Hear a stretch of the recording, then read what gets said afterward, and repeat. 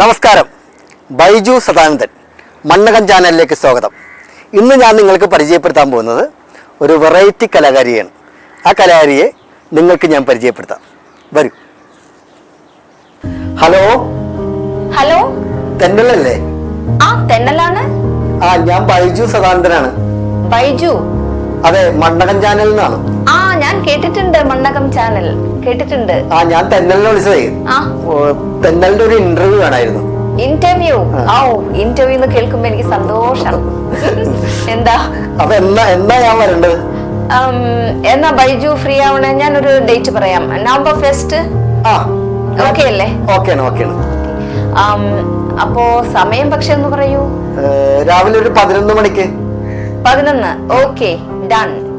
Okay, സന്തോഷം. Thank you Baiju. തെല്ലേജി, നമസ്കാരം. നമസ്തേ.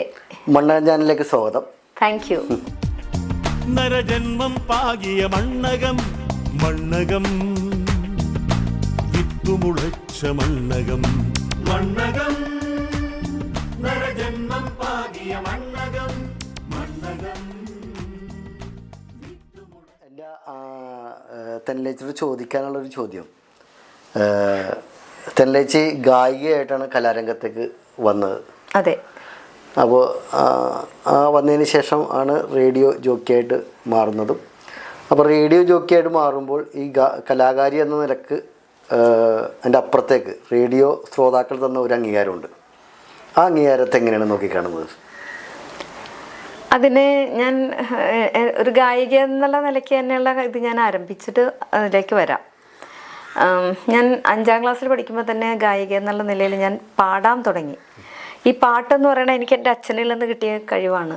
പാട്ട് അപ്പം അച്ഛന് പാട്ട് മാത്രമല്ല, അച്ഛൻ അഭിനയിക്കുമായിരുന്നു. അമേച്ചർ നാടകങ്ങളിൽ അവർ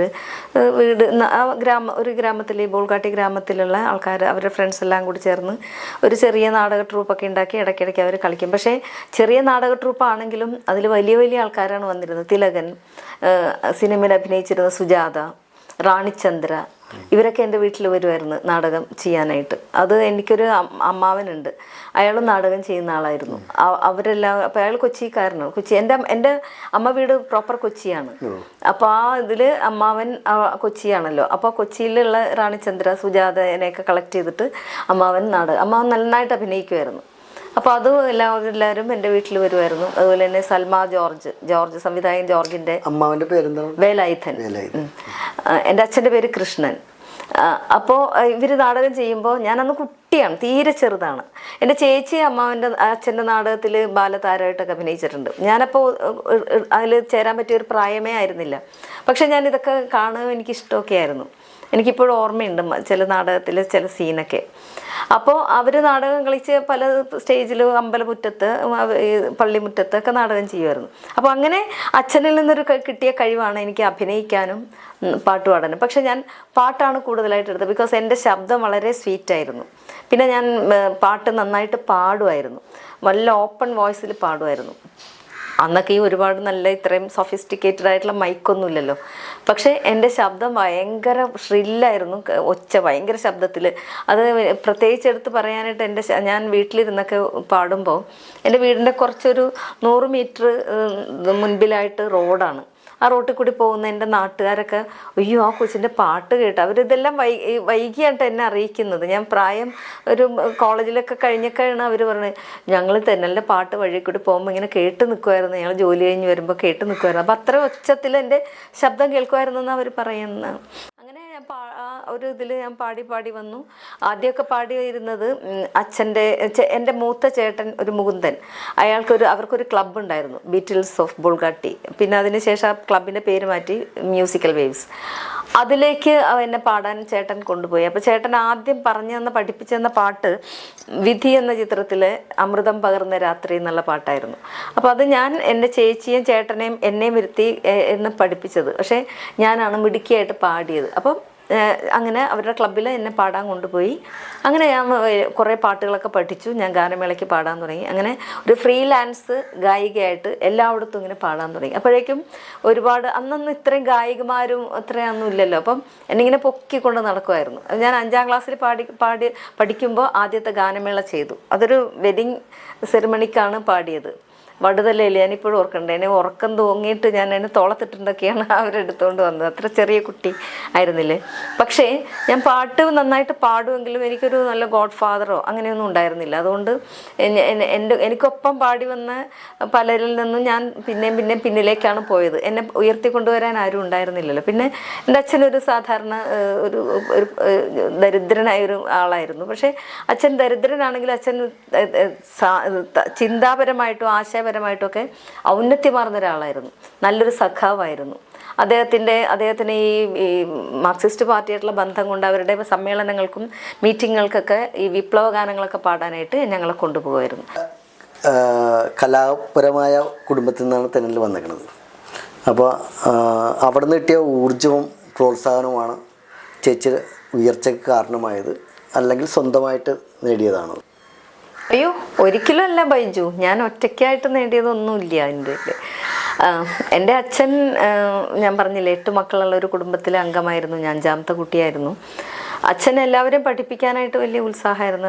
അതിനുള്ള പ്രോത്സാഹനമൊക്കെ തരുമായിരുന്നു. പക്ഷേ അച്ഛന് പണമില്ല എന്നുള്ളൊരു വലിയ കുറവ് തന്നെയാണല്ലോ. ഒരു ദരിദ്ര കുടുംബത്തിൻ്റെ എല്ലാ പരിമിതികളിലും നിന്നുകൊണ്ട് തന്നെയാണ് ഞാൻ. പക്ഷേ ഞാൻ നല്ലോണം അധ്വാനിക്കുമായിരുന്നു. അതായത് എൻ്റെ പാട്ട് നന്നായിട്ട് പ്രാക്ടീസ് ചെയ്യുക, പഠനത്തിൽ നല്ലോണം പഠിച്ചുകൊണ്ടിരിക്കുക, വായിച്ചുകൊണ്ടിരിക്കുക, ഇതെല്ലാം ഞാൻ സ്വയം ചെയ്തതാണ്. അതുപോലെ ഞാനൊരു ആവറേജ് സ്റ്റുഡൻ്റ് ആയിരുന്നു.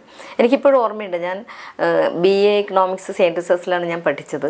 അപ്പോൾ ഒക്കെ എനിക്ക് പ്രോഗ്രാമിന് പോകണം, ഗാനമേളയ്ക്ക് മുഴുവനും പോകണം. അതായത് രാത്രി ഗാനമേളയ്ക്ക് പോകണം, പകൽ സമയത്ത് എനിക്ക് കോളേജിൽ പോകണം.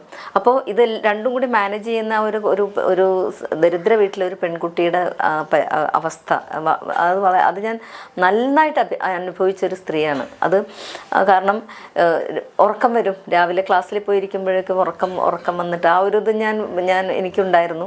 പക്ഷേ അവിടെ എല്ലാം ഞാൻ എൻ്റെ സ്വന്തമായിട്ടുള്ള ഒരു എനിക്ക് പ്രയത്നിച്ചുകൊണ്ടേ ഇരിക്കണം എന്നുള്ളൊരു ഇതുണ്ടായിരുന്നു. അത് അച്ഛൻ്റെ ഗുണമാണ് കേട്ടോ. അച്ഛനിൽ നിന്ന് കിട്ടിയ ഒരു വലിയ ഗുണമാണ്. പക്ഷേ എൻ്റെ വീട്ടിൽ നിന്ന് മറ്റുള്ളവർ അതേപോലെ വളർന്നു വരാനായിട്ടുള്ള അത് അവരുടെ പരിശ്രമത്തിൻ്റെ ഒരു കുറവിൻ്റെ തന്നെയാണെന്നാണ് ഞാൻ പറയുള്ളൂ. കാരണം എനിക്കൊരു സഹോദരനുണ്ട്, നന്നായി തബല വായിക്കുന്ന സെൽവൻ. അയാൾ ഇതുപോലെ തന്നെ അച്ഛൻ്റെ ഗുണം കിട്ടിയ ഒരാളാണ്, കലാകാരൻ തന്നെയാണ്. അയാൾ കേരളത്തിൽ അങ്ങോളങ്ങൾ അറിയപ്പെടുന്ന വലിയൊരു തബല ആർട്ടിസ്റ്റാണ്. അതുപോലെ എൻ്റെ ഒരു ഇളയ ബ്രദറുണ്ട്, അയാൾ ഡ്രംസ് പ്ലേ ചെയ്യുന്ന, ജാസ് പ്ലേ ചെയ്യുന്ന ഒരാളുണ്ട്. പിന്നെ അവർ രണ്ടുപേരാണ്. പിന്നെ എൻ്റെ ചേട്ടൻ നന്നായിട്ട് പാടുമായിരുന്നു കേട്ടോ, മൂത്തേട്ടൻ മുകുന്ദൻ. പക്ഷേ ഒരിക്കൽ ഞങ്ങൾ രണ്ടുപേരും സ്റ്റേജിൽ പാടിക്കൊണ്ടിരിക്കുമ്പോൾ, വൈക്കത്തഷ്ടമി നാളിൽ എന്നുള്ള ഗാനം പാടിക്കൊണ്ടിരിക്കുമ്പോൾ ആരോ കൂവി, തൊണ്ട ഇടറി എന്ന് പറഞ്ഞു, വെള്ളി വീണെന്ന് പറയില്ല, അങ്ങനെ ഒരു ഇത് വന്നപ്പോൾ അയാൾ നാണിച്ച് ഇനി ഞാൻ പാടില്ല എന്ന് പറഞ്ഞു. അങ്ങനെ ഒരു സംഭവത്തോടെ അയാളെ പാട്ട് നിർത്തി. പക്ഷേ എൻ്റെ അനിയൻ ഇതുപോലെ തന്നെ ആ പരിമിതമായ അവസ്ഥയിൽ നിന്നുകൊണ്ട് തന്നെ അനിയൻ തബല പഠിച്ചു, നല്ലൊരു തബലിസ്റ്റായി. ഇളയാൾ ഇതുപോലെ തന്നെ അയാൾ ഡ്രമ്മറായി. അങ്ങനെ ഒരു ഇതിലാണ്. അപ്പോൾ കലാപാരമ്പര്യം ഉണ്ട്, തീർച്ചയായും ഉണ്ട്. പക്ഷേ കൂടുതലായിട്ട് പ്രയത്നിച്ച് ഞാൻ വന്നതുകൊണ്ട് എനിക്ക് പിന്നെ ഒരു ഗായിക എന്നുള്ള നിലയ്ക്ക് കുറച്ചും കൂടി ഫെമിലിയാരിറ്റി ഉണ്ടാവുമല്ലോ. അപ്പോൾ അങ്ങനെ എനിക്ക് നല്ലൊരു പ്രശസ്തി കിട്ടി. പക്ഷേ ഇതെല്ലാം ഒരു ബെഡ് ഓഫ് റോസസ് ആയിരുന്നില്ല കേട്ടോ, ഒരിക്കലും ഈസി ആയിട്ടോ അല്ലെങ്കിൽ വളരെ ആയാസമില്ലാതെ പോയ കാര്യങ്ങളൊന്നുമല്ല. ഒരുപാട് ദുരന്തങ്ങളിലും ദുഃഖങ്ങളിലും ഒരുപാട് ഹാർഡായിട്ടുള്ള എക്സ്പീരിയൻസസിലും കൂടിയൊക്കെ കടന്നു പോയിട്ട് തന്നെയാണ് ഞാനൊരു കലാകാരിയായിട്ട് വന്നത്. അതൊന്നും ഞാനിപ്പോൾ റിവീൽ ചെയ്യേണ്ട കാര്യമൊന്നുമില്ല. പക്ഷേ ഞാൻ ഒരുപാട് ദുരിതം അനുഭവിച്ചൊരു ജീവിതമായിരുന്നു എൻ്റെ. അതിൽ നിന്നാണ് ഞാൻ ഇങ്ങനെ ഒരു അവസ്ഥയിലേക്ക് വന്നത്. ആകാശവാണിയിലേക്ക് വന്നപ്പോഴേക്കും എനിക്ക് എല്ലാം എൻ്റെ ജീവിത ദുരിതങ്ങളൊക്കെ മാറി. കാരണം നല്ലൊരു ശമ്പളം കിട്ടിയുള്ള ജോലി ഉണ്ടായിരുന്നു, അതൊരു വലിയ കാര്യം. പിന്നെ എനിക്ക് അതിനേക്കാളും പ്രധാനം, അത് വലിയ സത്യം, അതിനേക്കാൾ പ്രധാനം എനിക്ക് ഒരു ശബ്ദം കൊണ്ട് എനിക്ക് ആൾക്കാരിലേക്ക് ഇറങ്ങിച്ചെല്ലാൻ സാധിച്ചു.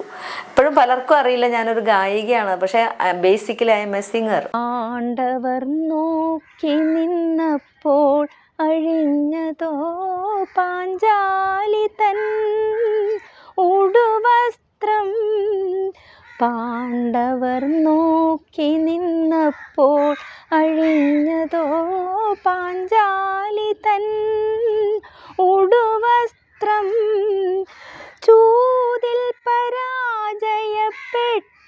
പതികൾക്ക് ഭാര്യയോ പിന്നെ പണയം. ചൂതിൽ പരാജയപ്പെട്ട പതികൾക്ക് ഭാര്യയോ പിന്നെ പണയം.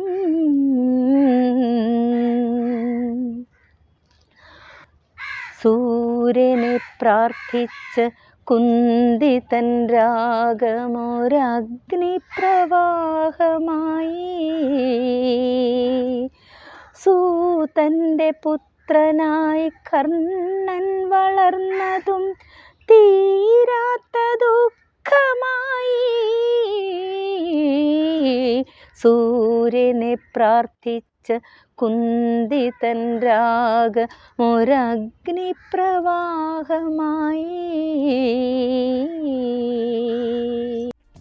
നരജന്മം പാകിയ മണ്ണകം തെന്നലേച്ചിയുടെ കലാജീവിത സംഭാഷണങ്ങൾ ഇവിടെ അവസാനിക്കുന്നില്ല. ഇപ്പോൾ ഒരു ഇടവേള എടുക്കുകയാണ്. അടുത്ത ഭാഗം വരും ദിവസങ്ങളിൽ കാണാം. നിങ്ങൾ ചാനൽ സബ്സ്ക്രൈബ് ചെയ്ത് വെച്ചു.